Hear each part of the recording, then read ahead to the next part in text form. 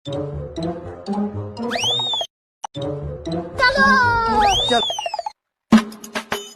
few moments later. ఆదివారం అంటే అందరు కూర్చొని ఖాళీగా ఫోన్ చూసుకోవడానికి వచ్చేది. పేషెంట్లు ఉన్నా లేకపోయినా ఎవరి పనులు వాళ్ళు చేయండి. పదండి, ఫోన్లు పక్కన పెట్టేసి అందరు ఎవరి పని వాళ్ళు కానివ్వండి. A few moments later. ఏం పేరండి? ఏ ఊరండి?